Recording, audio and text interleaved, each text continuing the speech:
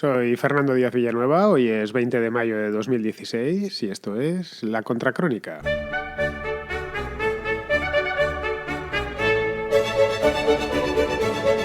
Supongo que a estas alturas habréis oído hablar no una, sino unas cuantas veces sobre la crisis china, sobre cómo aquel país, el país por antonomasia, pues va a entrar en crisis de un modo u otro a lo largo de los próximos meses o del próximo año.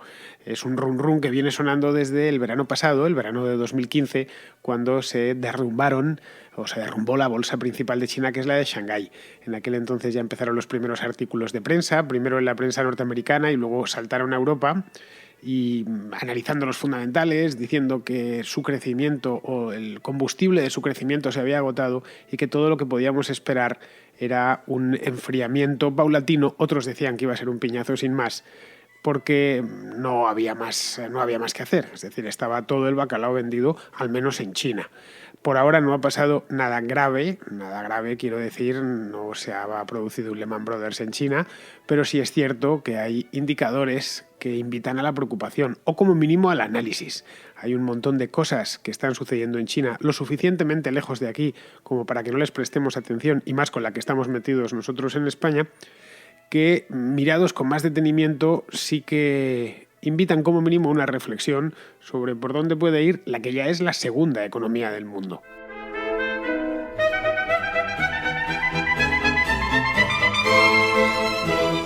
Yo la verdad, y os lo confieso, no soy un chino experto o chinoplasta, que es como suelen ser los expertos en China. No tienen otro tema de conversación y como te agarren estás muerto.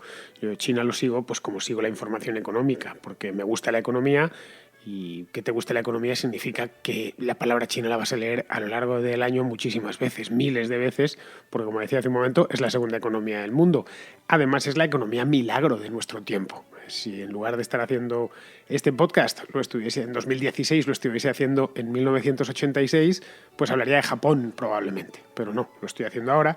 Y todo tiene que ver con China. Por lo menos en los últimos 10-15 años por China ha pasado prácticamente todas las grandes movidas económicas, han pasado por ahí, por grandes inversiones, grandes obras, empresas que salían de la nada y se apoderaban de medio mundo. Supongo que las tenéis todas en la cabeza.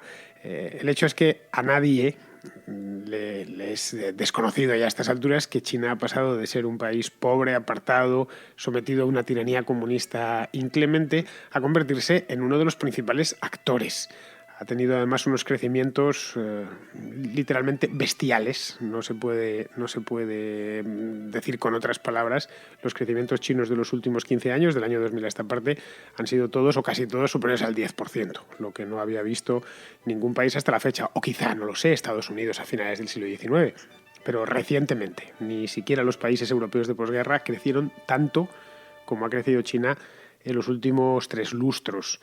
Ahora, este crecimiento no tiene por qué permanecer así siempre. De hecho, los dice el sentido común, y además del sentido común, la teoría económica, que el crecimiento o los crecimientos exponenciales duran un tiempo, generalmente poco, y luego la economía madura y empieza a crecer a tasas normales, es decir, el 2, el 3, el 4%, el 5% un año muy bueno.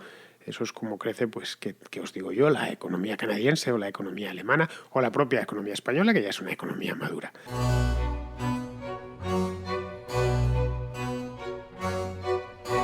Pero vayamos al principio, vayamos a los orígenes de toda esta historia. Hace cosa de un año, cuando estábamos aquí mirando a Grecia, acordaos, en el mes de junio-julio fue el famoso impago de Grecia y el corralito que les metieron a los pobres griegos, que les metió Tsipras. Luego además vino el referéndum, como recordaréis, y en China estaba sucediendo algo. Los que seguíamos la información económica pues lo vimos y le supimos dar el valor que tenía. No tanto en los países europeos, ni siquiera en América, en ninguno de los dos sitios. Era como teníamos bastante con lo nuestro y no lo fijamos. La cuestión es que se cayó la bolsa de Shanghái. El compuesto de Shanghái pasó en un mes de cotizar a 5.100 puntos a cotizar a 3.500 en muy poquitas semanas, sí, fueron 3 o 4 semanas. Eso era motivo ya de alarma, es decir, ¿qué cojones está pasando en China? Era lo primero que todos los interesados en estos temas nos fijábamos. La cosa es que ha pasado un año y el índice de Shanghái no solo se ha quedado ahí, sino que ha seguido bajando. Tuvo un pequeño repunte hace unos meses, pero ayer, por ejemplo, estaba a 2.800 puntos y hoy ha cerrado por el estilo. Entonces, Está incluso por debajo que después del batacazo. Es cierto que la bolsa de Shanghái no siempre había estado por encima de los 5.000, de hecho estaba registrando máximos históricos antes del verano pasado, pero aún así daba motivo para preocuparse. El gobierno chino hizo lo que había hecho previamente, lo que había hecho ya en otras ocasiones. Lo había hecho, que yo recuerde, cuando la crisis financiera internacional quiso solucionarlo inyectando capital a mansalva. Aquí no va a haber ningún problema porque de esto ya me encargo yo. Es decir, planificó una intervención coordinada. La economía china sigue siendo una economía todavía muy estatalizada. El Estado sigue teniendo un papel muy importante, empezando por la misma planificación. Las empresas son complejas, es fácil o es difícil, mejor dicho, saber si una empresa es totalmente privada o hasta qué punto el Estado mete mano en esa empresa. Luego hay una barrera lingüística. Conocer las noticias de China de primera mano, para los que no sabemos chino, que somos la mayoría, pues es muy difícil. Tienes que fiarte de las cosas que se publican en inglés, no puedes ir directamente a las fuentes, que es la mejor manera de enterarte de algo y de estudiar algo. Pero bueno, la economía china también es verdad que es así, no vamos a engañarnos. La economía china hoy por hoy es una economía joven, a pesar de que es un país muy antiguo. Su sistema financiero es bastante inmaduro. Es un mercado emergente en toda regla.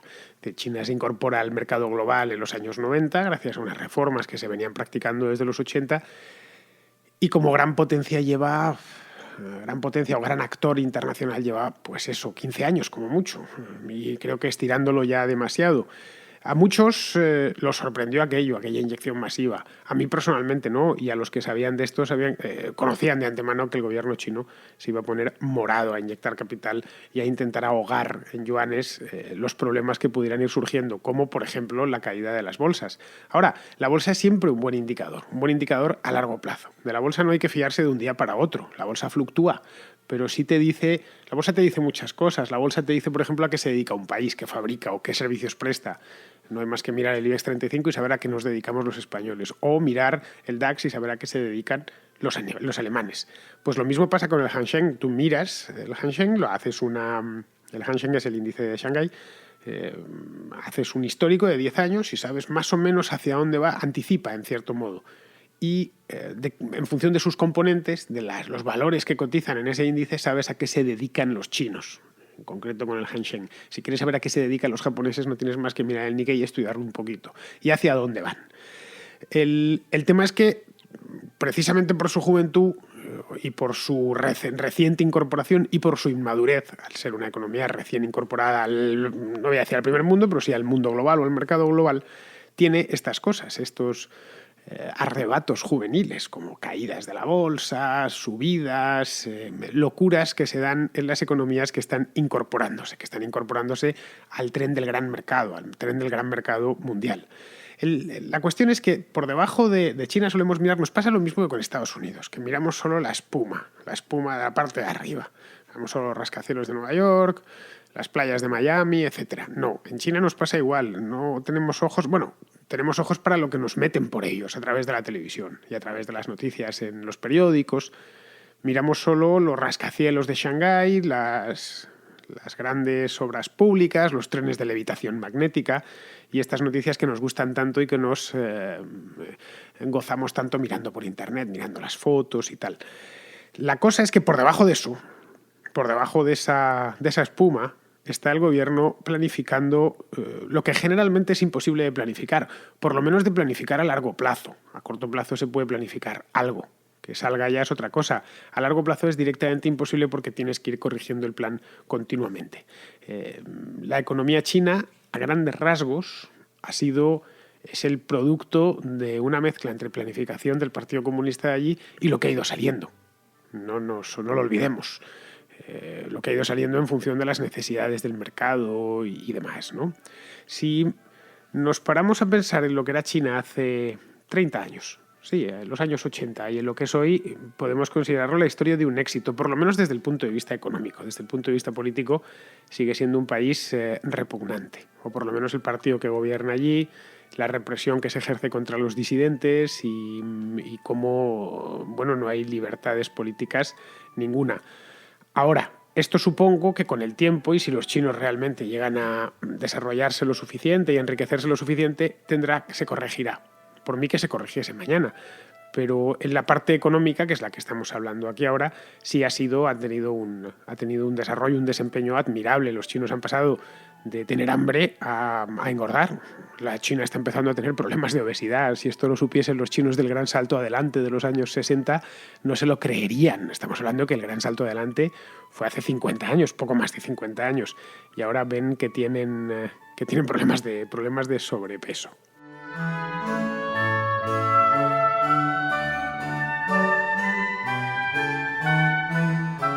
Pero antes echemos un vistazo así a los datos generales, que siempre son útiles para hacerse una composición del lugar y para hacer una foto general, ¿no? Vamos a echar un vistazo al crecimiento del PIB. El último trimestre de este año, el PIB chino creció un 6,7%. Diréis, es una barbaridad. Sí, claro, si España hubiese crecido un 6,7% el año pasado, no estaríamos hablando ni de crisis, ni de recaída, ni de nada. Pero ya os digo que está en una fase distinta la economía china a la economía española o a la economía británica. En una fase completamente distinta. Un 6,7% es lo que crecía España en los años 60, para que nos hagamos a una idea, ¿no? Pero es poco en comparación con lo que ha venido creciendo China en los últimos 10 años. En 2007, por ejemplo, este dato es real, la economía china creció un 14,2%. De un año para otro. Es una cosa, yo cuando recuerdo de haberlo visto y no creérmelo, decir, pero ¿es un 14 o es un 4,2? Pues yo no he visto un crecimiento así en mi vida, pero siguió creciendo incluso después de la crisis financiera. En 2009, por ejemplo, creció un 9%. Siguió creciendo en 2010 ya por encima del 10%. En 2011 igual, otro 9,5%. De hecho, fue de los pocos países a los que la crisis financiera del último trimestre de 2008 apenas le afectó. Todos nos llamaba la atención. Si lo comparabas incluso con la India, que es el otro gran mercado emergente que hay, el otro gran país emergente, los crecimientos han sido muy altos también en la India. Estamos hablando de crecimientos del 6, del 7% en la última década, pero no tan altos como en China. Este crecimiento tan brutal, lo que al desconfiado, y yo soy muy desconfiado en general para todas las cosas en mi vida y para la economía más todavía, lo que nos lleva a pensar este crecimiento tan descomunal en el año 2007 y ahora, que sigue siendo un crecimiento muy alto. Pensad que China lleva creciendo en este plan 20 años, desde mediados de los 90. Nos lleva a pensar dos cosas, ¿bien? Por puro sentido común. Una, que las empresas o sus empresas están haciendo muchísimo dinero. Esa es una posibilidad, que digan, no, pero las empresas chinas se están hartando a ganar dinero. Están facturando como locas. Y además, facturando y con unos márgenes bestiales. Bien, eso es una posibilidad. La economía china crece porque sus empresas crecen. Porque resulta que Huawei, o cualquier empresa en la que cojáis, de hecho Huawei por la primera que se me viene a la cabeza, pero resulta que se están hartando a vender por todo el mundo y a vender con unos márgenes espectaculares. Pero el hecho es que no es así. Hace unos días contaba... No, este artículo es de hace más tiempo. Debe ser de ahora un año o 2 años, no lo recuerdo. Esto contaba Dani Lacalle, que sí que se maneja bien el tema China, no es como yo, que no dejo de ser un simple periodista que cuento cosas. Dani es un analista. Y Dani contaba que la mitad del índice, la mitad del Hang Seng, es decir, las principales empresas chinas, no generaban rentabilidad generaban rentabilidad por debajo de su coste de capital. Es decir, que tenían que endeudarse. Simple. Esto cuando te está diciendo un analista de mercado, te está diciendo eso, es bueno, sí, me parece muy bien, pero probablemente tengas negocio, y de hecho lo tienes, pero te está costando hacer el negocio. Necesitas endeudarte por otro lado. Es como si yo mañana pues monto una radio, me gasto un dineral en equipos técnicos, en presentadores, en todo, en una sede estupenda, construyo unos estudios magníficos, e incluso tengo una política comercial agresiva y me entra mucho dinero de publicidad, pero los márgenes operativos que tengo son muy bajos. Al final resulta que el negocio es pésimo, a pesar de que mueve dinero. Pues, en cierto modo, y salvando las distancias, lógicamente sería lo que le estaría pasando a esta mitad de empresas del Hang Seng de las que nos hablaba Dani Lacalle. Tengo que buscar ese artículo, pero es de ahora, yo creo que no sé si un par de años puede ser. Era de estos que Dani suelta de vez en cuando, este estaría en el Confidencial todavía, suelta de vez en cuando relativos a China, que a mí me gusta guardármelos y leerlos bien, y ya luego se me queda en la cabeza. Pensad que yo este podcast lo hago de memoria, no lo hago de memoria porque creo que queda muchísimo más suelto sobre la información que tengo en la cabeza, y para tener información en la cabeza antes tengo que haberla leído. Mira, lo que sí me apunto es algunos datos que son fundamentales para poder hilar bien el relato. Esta deuda que han ido contrayendo las empresas chinas, la han ido contrayendo porque no son rentables del todo, porque tienen cifra de negocio, pero que es inferior a lo que necesitarían tener para ganar dinero. Esta deuda ha ido engrosando poco a poco la deuda privada del país. Esto es un dato de hace unos días. La deuda del país, la deuda de China, de las empresas chinas, es el 250% del PIB, sobre el PIB. Resumiendo, el resumen, China crece, sigue creciendo, como lo hemos visto, un 6,7% el último trimestre, pero sobre deuda. Es decir, lo mismo que España en 2007. España crecía en el 2007, tenía hasta superávit el Estado, pero había crecido muchísimo sobre deuda, sobre esencialmente dinero traído del futuro. Contaba Daniel el otro día en El Español, este artículo es de hace pocos días, podéis ir a buscarlo. No sé si todavía, miráis en la página esta donde él escribe sus columnas y tal, y lo encontraréis ahí. Comentaba que que en el año 2013 China necesitaba 4 unidades de deuda para un punto de PIB. Bueno, hoy necesita 6,5 unidades de deuda, porque cada vez le cuesta más. De ahí que en 2007 creciese un 14,2 y el año pasado creciese solo un 6,9. Cada vez necesita más deuda. Es una especie de el borracho que cada vez necesita más Cuba libres para conseguir el mismo nivel de borrachera, por poner un símil que todos entendamos. Los efectos, lógicamente, de esta montaña de deuda los tenemos a la vista. Es decir, por un lado tenemos una burbuja inmobiliaria acojonante. Buscad en Google Go Cities en China o ciudades fantasma en China y veréis las fotos. En mitad del desierto, algunos hay en la Mongolia interior, que dan ganas de echarse a temblar. Cualquier cosa que hubieseis visto de la burbuja inmobiliaria española os parecerá una urbanización en Estepona, al lado de lo que se ha construido allí. También es cierto que el país es mucho más grande, pero vamos. Y luego un montón de proyectos disparatados. Los proyectos disparatados son los que aparecen luego en estos documentales de la televisión, de Odisea y de National Geographic, de las grandes estructuras del mundo, tal, que todos los vemos tan encantados de la vida. Bien, en la presa de las Tres Gargantas, esta famosa sobre el río Yangtze, les ha costado 22.000 millones de dólares. Ojo, 22.000 millones de dólares, más que los 2 planes de Zapatero solo para una presa. Los ferrocarriles, si criticamos aquí lo del AVE, lo de China ya, esos juegan en otra liga. Creo que han construido algo así como 15 o 20.000 kilómetros de AVE. Es menos en comparación con España. Bueno, en España han sido 2 o 3.000, en un país muchísimo más pequeño. Pero vamos, que solo en AVE han debido gastarse, no quiero ni pensarlo, desconozco la cifra total, pero calculad, un país tan grande, se llevaron incluso un tren hasta el Tíbet, que está a 5.000 metros sobre el nivel del mar. Había fotografías, el tren más alto del mundo, una línea directa que iba desde Pekín al Tíbet, que es un tren continental en toda regla. O los aeropuertos, las autopistas. El aeropuerto de Pekín, que es un aeropuerto nuevo, les ha costado 15.000 millones de dólares. Ese es el coste de la nueva terminal que crearon, ¿no? Así que tenemos por un lado empresas que no ganan lo que deberían, o directamente que no ganan y se tienen que endeudar. Y por otro, el gobierno inflando el globo todo lo que puede. Y por los dos lados, gente pidiendo dinero prestado. En fin, la canción creo que suena, por lo menos a mí me suena. Y todos los que estamos aquí, que somos españoles, nos suena muy, pero que muy familiar.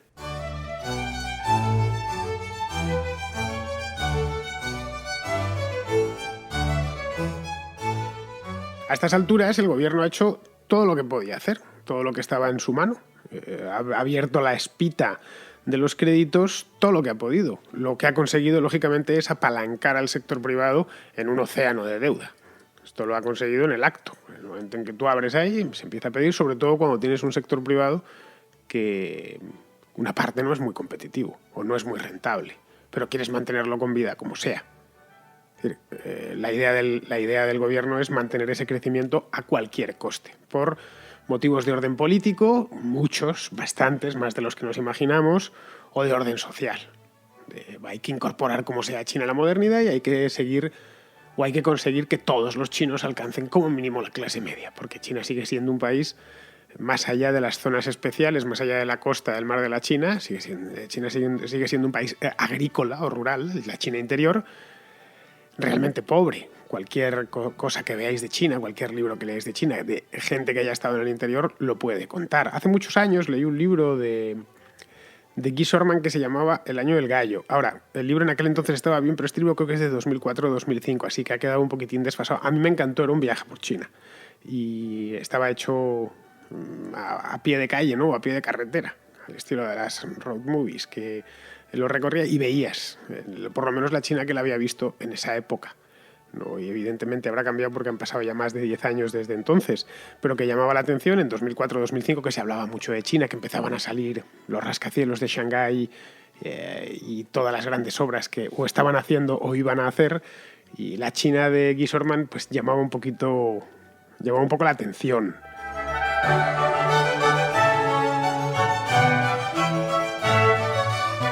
Yo no es por ser aguafiestas, pero todo lo que os he dicho hace un minuto solo tiene una salida, y es o lo mantienes, y no lo puedes mantener eternamente, pero bueno, puedes creer que se va a mantener eternamente, o esperas a que estalle la tormenta perfecta. Puedes también tratar de pararlo, que es lo que yo creo que el gobierno está intentando de hacer, pero sin demasiada fortuna, porque en el momento en que se le cae la bolsa, en el momento en que ve que hay crecimientos menores de lo esperado, se le va la cabeza y empieza con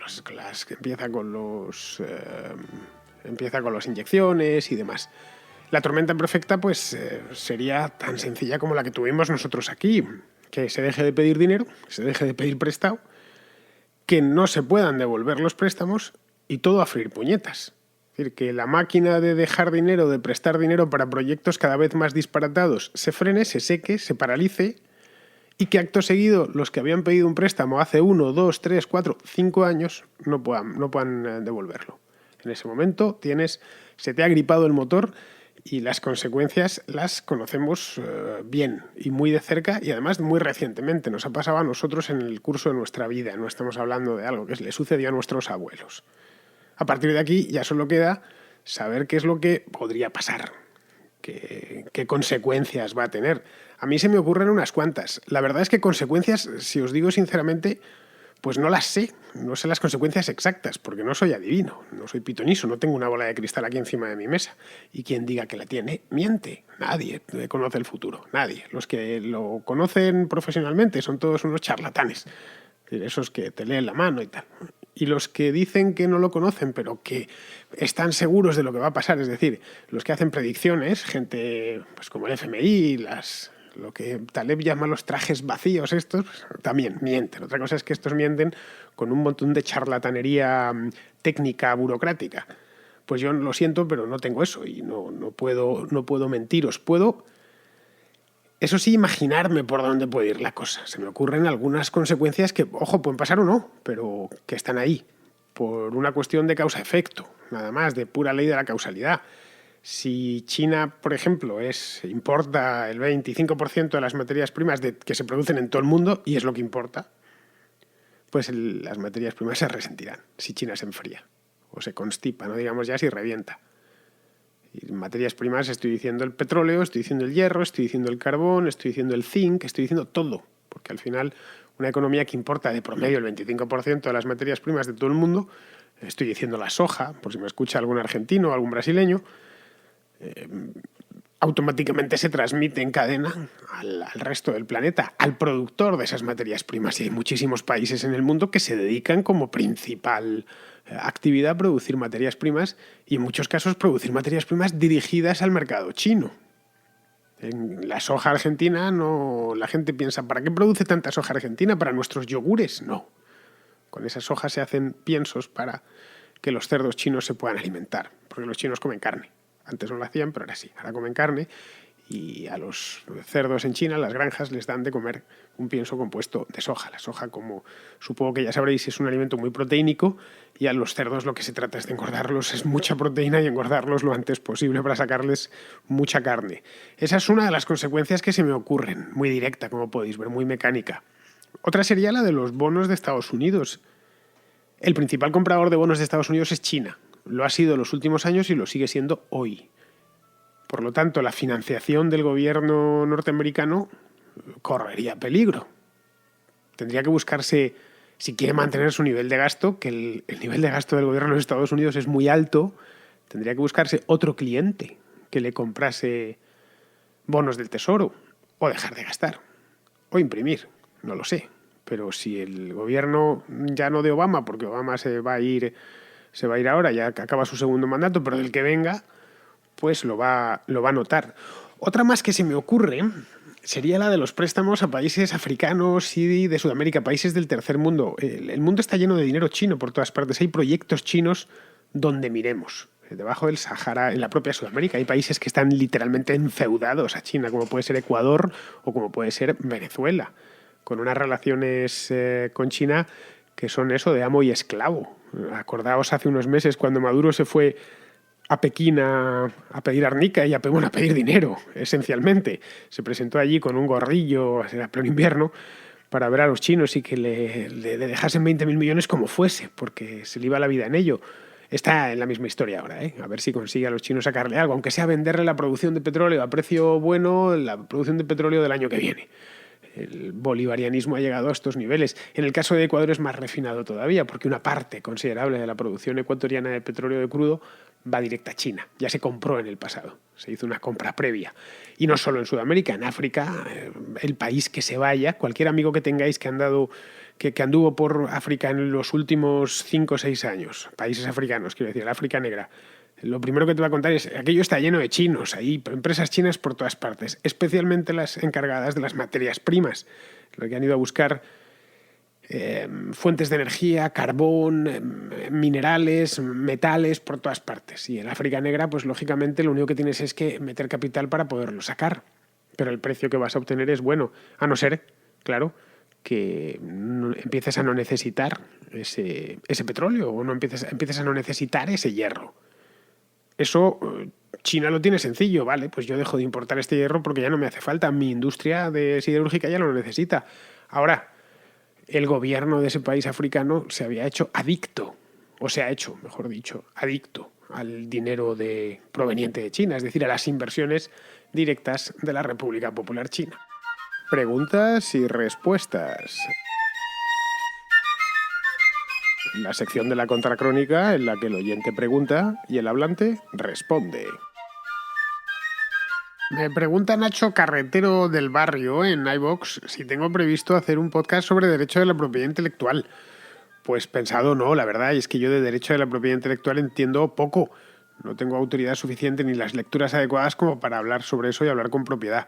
Otra cosa es que tuviese a alguien conmigo. Lo de hacer podcast a dos, he hecho ya un par de ellos, pero la calidad de sonido no era muy buena. O si os acordáis, hace meses traje a Rayo y en otra tuve a Raquel Merino, pero soy muy pejigueras con esto de que suene bien y como compartíamos micrófono y se oían ruidos y tal, no hice 3, hice una más a Laura Mascaró. Esto debió ser en febrero, por ahí. Acababa de empezar. Entonces todavía no se llamaba ni La Contracrónica. Y lo dejé porque no, hasta que no tuviese un equipo adecuado, equipo en el que poco a poco pues voy invirtiendo para que cada vez suene mejor, pues no he pensado en traer a una tercera persona. Espero que el mes próximo ya pueda empezar a hacer podcast con más gente, por lo menos con otra persona más que yo. Es decir, disponga de un segundo micrófono, cosa que ahora mismo no tengo. Ya veis que neoliberal capitalista estoy hecho más cutre, que las cosas va adquiriéndolas poquito a poquito conforme su economía se lo permite. Bien, en el momento en que encuentre a alguien que esté dispuesto a charlar conmigo durante media hora por lo menos sobre propiedad intelectual y sepa de lo que habla, te aseguro, Nacho, que lo traeré. Gloria Rodríguez, por su parte, me dice algo que yo ya había pensado, pero que implica un montón de trabajo que no sé si va a surtir algún fruto. Y es tomar todas las podenoticias y publicarlas como audios aparte. A ver, Gloria, la idea no es mala, yo ya la había pensado. Y si separo la podenoticia y hago otro podcast distinto de la podenoticia. Es algo que yo ya había pensado desde casi que empecé a hacerla, en el mes de febrero. Esto tiene varios problemas. El primero es que dividiría la producción en dos, y eso realmente no es bueno. Yo tengo un programa que se llama La Contracrónica, y si hago otro programa va a ser otro programa. Tengo algún otro en la cabeza. Es decir, hacer otro podcast distinto sobre otra temática. Ahora, esto no sería más que un retal. Sería lo que ya he emitido, lo que ya he dado en La Contracrónica, lo corto y lo doy a través de otro canal o de otro programa distinto. no quedaría, sinceramente te lo digo, Gloria, demasiado profesional. Eso por un lado. Y por otro, la podenoticia tiene sentido o hace gracia cuando acaba de suceder, pero si escuchamos ahora una podenoticia del mes de febrero, del mes de marzo, pues no deja de ser una noticia pasada de fecha. Es así, lo siento, pero las noticias se consumen. Es un género que caduca casi en el acto, caduca de un día para otro. Haced la prueba, poneros a leer una edición de un periódico de hace un mes. Veréis cómo os interesa muy poquito lo que cuenta el periódico, quitando lo que son columnas de opinión y cosas así, y hasta incluso esas caducan. Y esa es la razón por la que no lo he hecho. Pero que sepas, Gloria, que ya lo había pensado. Y Anónimo, que no me ha dado el nombre, es tan solo Anónimo, me hace... En el podcast de ayer sobre las esteladas me hace varias puntualizaciones, para que veas que no sé tu nombre, pero para que veas que lo tengo muy en cuenta. Me comentas que hay dos tipos de esteladas, una que tiene el triángulo azul y otra que no. Que la de la estrella roja es la adscripción marxista, tal, como la hay con colores blaugranas y el triángulo verde. Bueno, que esto de las esteladas es todo un mundillo. Lo desconozco. No soy de Barcelona y sé que hay esteladas, para mí eran todas iguales o muy parecidas. Veo y te lo agradezco que me hagas todas estas diferencias, porque así me permite luego ir a buscar información por otro lado y enterarme muy bien de qué va esto de la estelada. Eso por un lado, eso es una de las puntualizaciones que me hace. Y la otra me comenta lo de el franquismo o no del Fútbol Club Barcelona. Pues tampoco soy un experto en esto, no sé muy bien la historia del Barça. Lo que sí te puedo decir es que el Barcelona, como todos los equipos de fútbol durante el franquismo, fue obsequioso con el poder. Justo debajo de ese comentario que me has puesto tú, exactamente 2 horas después, paupérrimo, te comenta, en 2 ocasiones por lo menos la directiva barcelonista visitó el Pardo para obsequiar al dictador con medallas de oro. Sucedió en el año 1971 y 1974, es decir, al final del franquismo, tampoco en el año 41. Entonces, no era ninguna crítica en especial, es que en una dictadura las cosas funcionan así y más los equipos de fútbol de masas, como siempre fue el Barcelona. No tiene nada de malo, es lo que es y es la historia que es. Y uno tiene que aprender a vivir con su historia, no a pelearse con ella. Y por último, y para terminar, eso es lo que me comenta Anónimo, no hubo amenaza del Barcelona para quedarse, para no presentarse al partido, me consta. La amenaza creo que vino de Ada Colau y de Puigdemont, que decían que ellos no venían, y del entorno barcelonista, que decían pues que casi mejor que si no dejaban traer las esteladas no venían. Solo hubiese faltado eso, que hubiera estado el Barcelona por una cosa de estas tratando de forzar a la federación, que en este caso, como sabéis, no fue una cosa de la federación, sino de la delegada del gobierno en Madrid, que se llama Concepción Dancausa. Al parecer, a lo largo del día, un juez ha tirado la resolución y podrán venir al Calderón todos los que quieran con sus esteladas. Así que el asunto resuelto. Mi podcast de ayer, digamos, casi ha sido premonitorio, pero hoy, de hecho, por la mañana no se hablaba de otra cosa. Pues bien, queridos amigos, ya con estas 3 preguntitas respondidas, o eso creo, lo voy a dejar hasta mañana, que será ya un día magnífico de fin de semana. Y eso sí, espero que me acompañéis, porque yo sí voy a estar aquí.